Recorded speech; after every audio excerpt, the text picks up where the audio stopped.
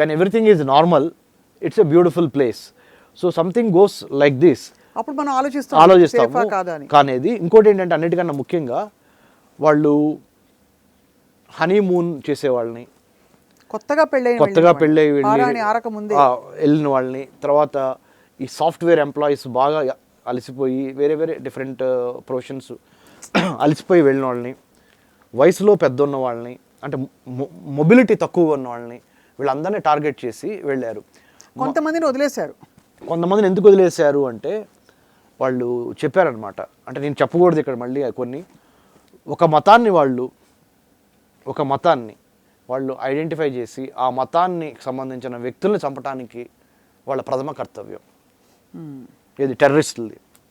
రెండోది, మీరు మీ ప్రభుత్వానికి చెప్పండి మిమ్మల్ని వదిలేస్తున్నాం, మీరు వెళ్ళి చెప్పండి, ఇక్కడికి వచ్చి మీరు టూరిజం అని చెప్పి, బిజినెస్ అని చెప్పి, ఇక్కడికి వచ్చి రియల్ ఎస్టేట్ అని చెప్పి, ఇక్కడికి వచ్చి మీరు సాధారణంగా ఎలా అయితే మీరు మెయిన్ల్యాండ్ ఇండియాలో జరుగుతున్నాయో ఆర్థిక కార్యకలాపాలు అవి ఇక్కడ చేయడానికి కుదరదని చెప్పండి మీ గవర్నమెంట్కి, మీ ప్రైమ్ మినిస్టర్ గారికి చెప్పండి అని చెప్పించడానికి నిన్ను వదులుతున్నాము. కానీ ఎంత యాదృచ్ఛికం చూడండి, ఆ వదిలిపెట్టిన వ్యక్తులు నిజంగా తలరాతలు అంటే ఇప్పుడే అర్థమవుతాయి.